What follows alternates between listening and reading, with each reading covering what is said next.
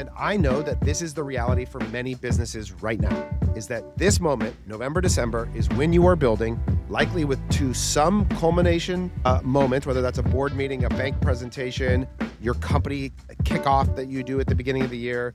You are pulling together everything that you need to build your forecast for 2026. And we spend our entire lives doing this on behalf of brands. And so we have come up with a novel way that we think that we could help you with this process better than anybody else in the world right now. This episode of the e-commerce playbook is brought to you by Tide. Did you know you can grow your email lists with high-intent visitors that never fill out a form? Brands like Macy's Wine Shop, Crunch Fitness, and Caraway use Tide to turn anonymous browsers into fully emailable shopper profiles, complete with contact info, browsing behavior, and demographic attributes. On average, new brands see a 3% lift in online sales within weeks. If you're on Shopify and Klaviyo with 100K plus monthly visitors, visit meettide.com to see how Tide works. That's MEETTIE.com. Get set up and launch in days.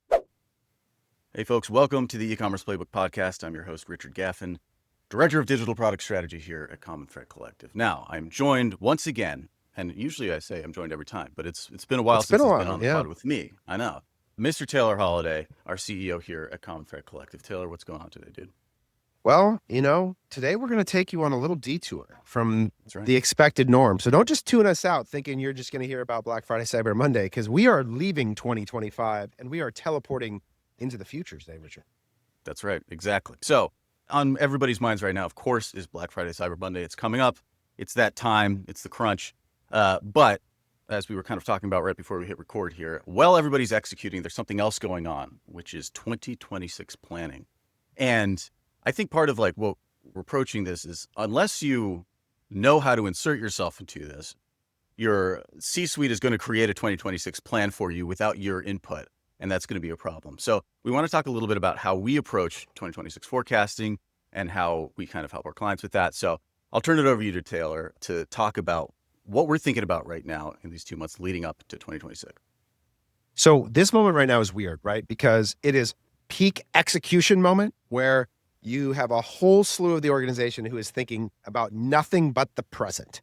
And their entire job is to make sure that these next 4 weeks are the most productive of your entire year. And so we have a very active role in that. But like many organizations, it is also the time of year where we are building our 2026 financial plans. At CTC, as part of a PE-backed platform now, we have a formal board meeting coming up on November 18th, where we are going to be presenting our 2025 look back, as well as, more importantly, trying to get approval on our 2026 financial goals. And I know that this is the reality for many businesses right now, is that this moment, November, December, is when you are building, likely to some culmination moment, whether that's a board meeting, a bank presentation, your company kickoff that you do at the beginning of the year. You are pulling together everything that you need to build your forecast for 2026. And we spend our entire lives doing this on behalf of brands. And so we have come up with a novel way that we think that we could help you with this process better than anybody else in the world right now. Okay. Well, a novel way to help this, Taylor. That's fascinating. So tell me a little bit more. What's different about the way that we approach it relative to everybody else? Well, it's different than everybody else, and it's different right now relative to all the other times of the year, I would say, is that right now, more than any other time of the year, it is important, I think, to do scenario planning, which is to say that this is not about building one plan. It is about building multiple plans that all serve a different role and function for you as a leader. Financial plans often have different objectives depending on who they're for.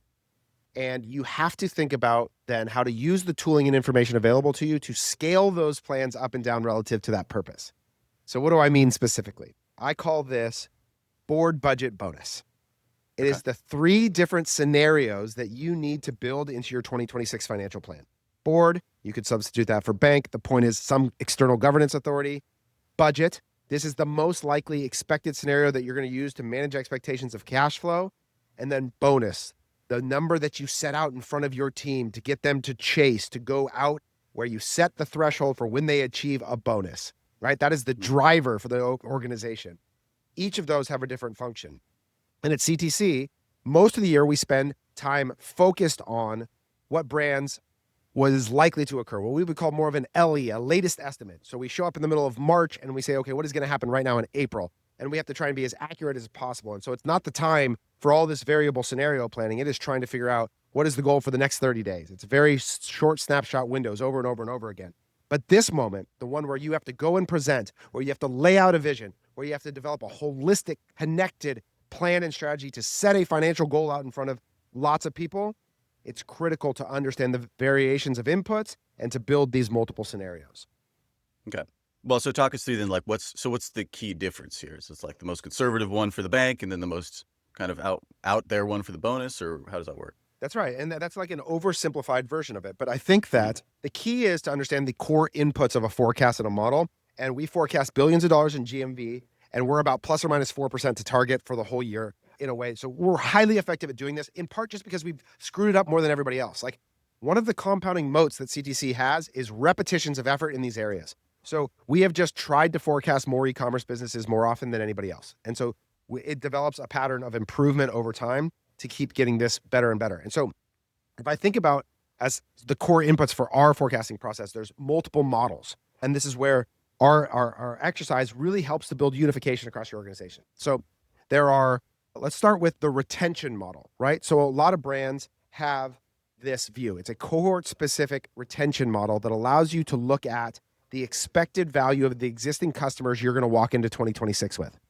So you're going to look at the curve, so the expected return of every cohort of customers, cohort just meaning group, and we'll look at every group that you've ever acquired, usually by month, and we'll look at how much value they generate in the future. You sum all of it up, you model it for seasonality, you model it based on the expectations of big moments that are coming, and you get an expectation of the foundation of your forecast, which is your existing customer revenue. That is like the starting point.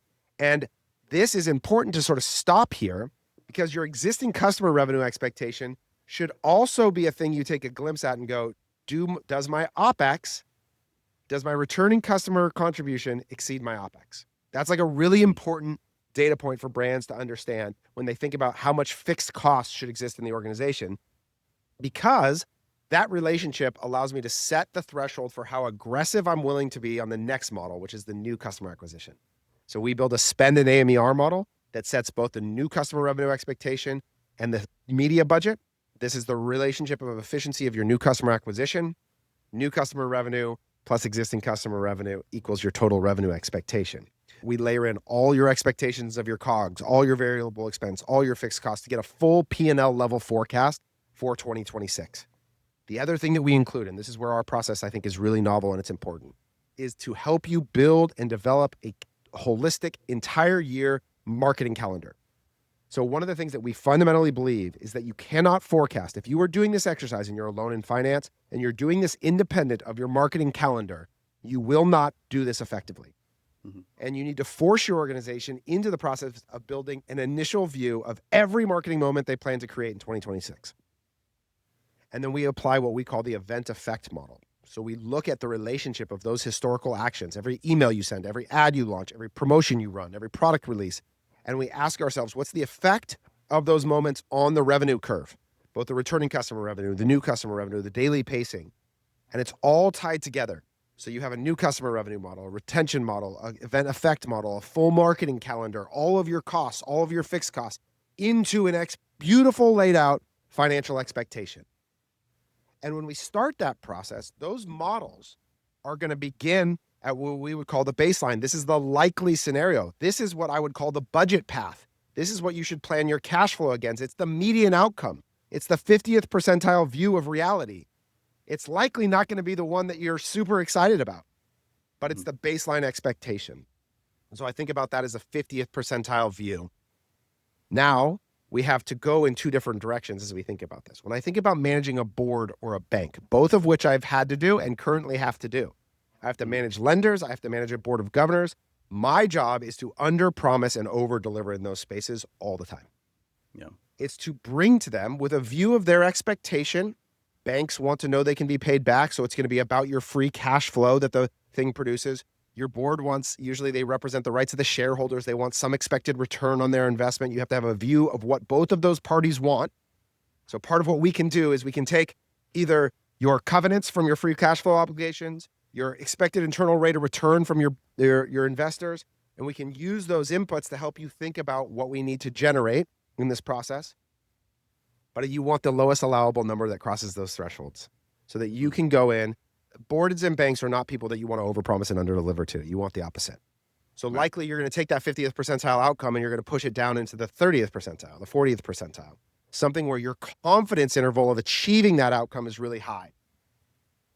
So now that sets up two scenarios. Now the question is, if we took those models, and the beautiful thing about CTC's process, and we could even sort of illustrate this right now. Corey, I'm actually going to pull this up because I think it'd be cool to show exactly how this can work. If you're relying on your email platform alone to recognize shoppers online and trigger recovery emails, you're leaving money on the table. As many as half of your shoppers switch devices, browsers, or even email aliases so they never get picked up by your marketing stack or make it into your recovery email flows. Tye recognizes nearly every shopper on your website in real time, then enriches your CRM with everything you need to send more of the right emails at the right time, boosting incremental sales from existing email campaigns in days. See why brands like Caraway, Cozy Earth, and Macy's Wine Shop trust Tye as their go-to visitor ID solution at meettye.com. That's MEETTIE.com. Okay. So the beautiful things about our models, as you can see here, this is the spend and AMER model. And if I wanted to forecast, let's just do December for now. The model baseline expectation is what this curve represents here. And this gives me an output of an expectation of different points on the line and what my efficiency would be at various levels. But if I wanted to be conservative, I can actually reduce this model. So I can say, I want to go to a negative 10% above model. And you'll see that it adjusts the slope of the line to account for a less efficient result. It basically takes the historicals and depresses them. Similarly, if I wanted to give myself a chase scenario, and I said, well, what does it look like to go 20% above the model? I can start to get to an expectation. So let's just look at the max lifetime contribution margin point. At 20% above the model, I can spend $770,000 at a 4-to-1 AMER. If I go back to the baseline, you can see I can spend $668 at 355. So if I wanted to spend that similar it's like hundreds of thousands of dollars less. And if I depress that model even further, minus 10%, now you can see it's 630 at 337. And so this gives you the ability to instantaneously adjust models in ways that then can spit out in effect the entirety of your forecast. So often this idea of like, what would it mean to create different scenarios are often just people making stuff up, candid, and just going like, well, let's just take the end result and drop it by 15%. Well, no. Let's actually look at the curve and say, well, what if we actually were worse than this expectation? Or what if we were better? And what if we were better because X, Y, and Z? And so when you build that bonus plan, you're going to actually say, hey, we want to be 10% above the model, and we're going to do it by this moment, this moment, this moment, this creative strategy, this plan, etc. And you're going to tie together for your organization of, okay, hey, here's our chase goal. And the way we're going to do it is by being better at existing customer revenue. We're going to be more efficient on our media. We're going to spend more volume in these key moments. Whatever you think it is, you can tie together the expectation of the goal down to a series of actions at a specific moment in time, assigned to a specific person, and you can lead the organization towards those goals. And then with our system, you can track how you're doing against those expectations. And what's beautiful is that if we go into Statless, okay, I can create multiple scenarios. So you can see here, compare, and we could create board, budget, and bonus as different scenarios to track against, because we can build multiple plans. We can build as many different plans as we want. And so in the case of what we're describing we would do for you in this moment is to build 3 plans that you'll have in Statless to be able to track against all year long. Your board plan, your budget plan, and your bonus plan, so that every day you can go in and you can click where we're doing against each of those things. So you don't have to constantly be building multiple spreadsheets to try and build 100 columns for each of the different scenarios. It's all right there for you and easy to track. So you have a partner, because the other thing I think, one of the reasons I fundamentally believe that forecasting is really helpful as an external exercise is because internally you're so prone to bias and optimism. You want things to be true that the data may not reveal to be true.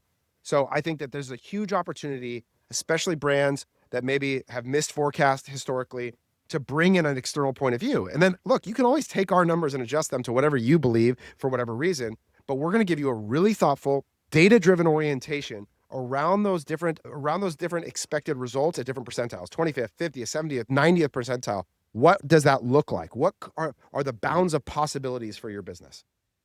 Yeah.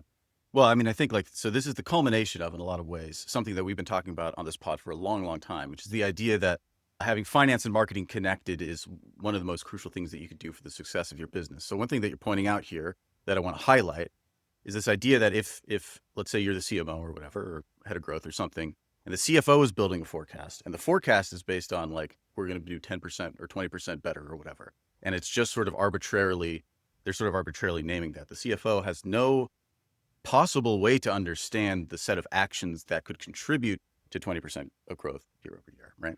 And so what you're doing is we're putting it into your hands by saying like, we're forecasting this result because we know these set of actions that exist or that are going to be put in play in order to bring this result about, rather than it just being sort of this arbitrary guess. That's right. We're gonna force a bunch of things for your organization that are going to be really helpful. One, we're going to force communication between marketing and finance. We're going to force an organization of data in a way that may not exist. We're going to force planning in a way that probably doesn't exist. A full email and SMS calendar going out as far as possible. Every marketing moment that you have planned for the year, a consideration for media budget by channel allocation, an owner, an expectation of IROS, like a testing measurement roadmap. All the things that you would want, we are going to force your organization to develop. In order for us to complete the task you're going to hire us to do, you are going to end up with this set of obligations on yourself that will make your organization better prepared for 2026 than ever before. So like the idea of that right now, you could walk in with a board bonus budget, our board budget bonus, set of scenario plans, a full marketing calendar, expectations of media, full spend and AMER models that you can use to build your budget. It's a set of tooling that you can now go that will be useful for the rest of the year because we can update as we go, adjust the forecast as needed. But you have this baseline expectation where you can say the number I put down for my organization's goal this year is thoughtful. There's been external validation. We've wrestled with some of the inputs. You got clear on, oh crap, it's actually the thing I want to achieve. There's this big gap. So it's going to help you to unlock new levels of strategic thinking that might be required that like by discovering that, actually that we missed new customer revenue by so much this year that our returning customer revenue is going to be down. So what we thought we could do next year, in order to achieve that, we're going to have to go take a bigger swing on X, Y, and Z. And that's the other thing that's so important is that to root yourself in reality is the doorway to optionality. Like this is sort of like borrowing on AA a little bit here, right? Like reality or consequences are the signpost to reality. Like a data-driven forecast is the signpost to your present reality that allow you then to make a choice about what you want to do about it. But when you live in the delusion that it's all just going to be fine next year for whatever reason, it doesn't force you to actually make the changes and choices you need to get where you want to go. Yeah. Well, that's one of the I think like the most common indicators of business success is whether or not the person in charge is willing to lie to themselves. And if they lie to themselves, then you know that you're going to have a problem eventually, right? But the ones who really succeed are the ones who never lie to themselves, right? And sometimes I think you get in a scenario where you're so busy that you don't have a choice but to go ahead and sort of lie to yourself about what's going to happen next month or next year rather, because you just don't have the time. And part of what this does for you is, yes, we're coming up on Black Friday right now. Your brain is probably in full execution mode. And the concept of coming up with like 3 different really thoughtful forecasts for 2026 just seems insane in terms of the amount of kind of like workload that it would put on you if you had to do it yourself. And one thing that we offer is you don't have to do that anymore. Like that's off your plate. You get this like super thought through map to the truth basically, and then the map of where you can go from there without, well, you can just still sit down and be kind of head to the grindstone, whatever, executing in this like next couple of months, right? That's right. So that's such a good point. So who's this for? Who do I think that this would benefit immensely? Number one is, if you're overwhelmed and feel like you're behind on planning, but Black Friday, Cyber Monday is too important to pick your head up and try something else. We're a resource in the background that costs you no time and energy. It allows you to focus on what's most important and be ahead of plan. Like that's a relief. That would feel great. 2 is if you're a marketing leader or a finance leader who's having trouble getting your CEO to awake to a reality you think exists, we can be the bad guy. Sometimes our data is really useful. Similarly, if you're a CEO with a board with unrealistic expectations, we're that reality marker. We're the people that come in externally and say, here is what is true and possible. 3, if you need just help thinking through how far out could I push my team? What is it like to set a goal that would be aggressive, that would be hard to achieve? Where's that right threshold? And you've had trouble setting incentives or driving your organization to the right bonus points. That's another place. So if any of those things resonate with you, this is going to be a really useful exercise in just helping you create visibility. And then the last one is just like, if you want to connect your planning process to your day-to-day execution in the future, where these don't exist as a spreadsheet that never gets looked at again, but actually weaves its way into your daily operation so that every day you're seeing where you're at relative to that expectation with simplicity and clarity and confidence, this is going to give you that system and tooling. Right. All right. Well, so I think then we should talk a little bit about, when this comes out, it's going to be the 6th, I believe. So for the next, like, let's say 5 days, we're offering not only, if you sign up for a profit system with us, which is, by the way, us constructing this type of plan for you. That's right. For brands from the 7-figure range to the 9-figure range. Like, we That's can right. do it all. We are also offering a free Black Friday, Cyber Monday hourly tracking report. If you listen to our podcast earlier in the week, you'll have heard a little bit about why we think it's so critical to be thinking about those particular days on an hour-by-hour basis, as opposed to simply a daily basis, which is already pretty granular relative to what most people have. We're going to throw one of those in for free until Tuesday the 11th. So go ahead, commonthreadco.com, hit the hire us button. Let us know that you're interested. We would love to hook you up with one of those. But yeah, Taylor, anything else you wanna add? well, the reason is because in order for us to effectively forecast 2026, we're going to have a point of view on what happens at Black Friday, Cyber Monday. Exactly. Because we're going to functionally be forecasting 14 months already, we're going to set you up with the ability to use that forecast, whether we take yours or whether we build one from scratch.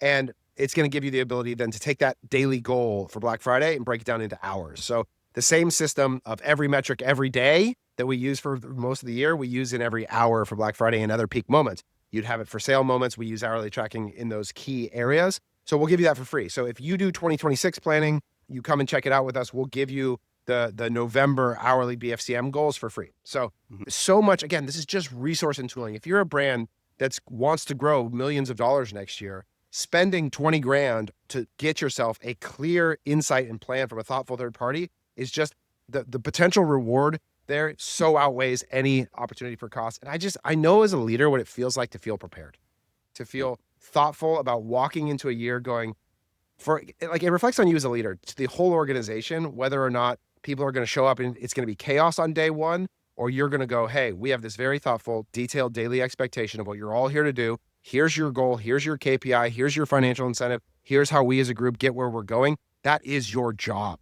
And so if we can help you deliver that more effectively as a leader, I know for me what it feels like when I have that, and we'd love to play a role in giving you that confidence walking into next year. That's right.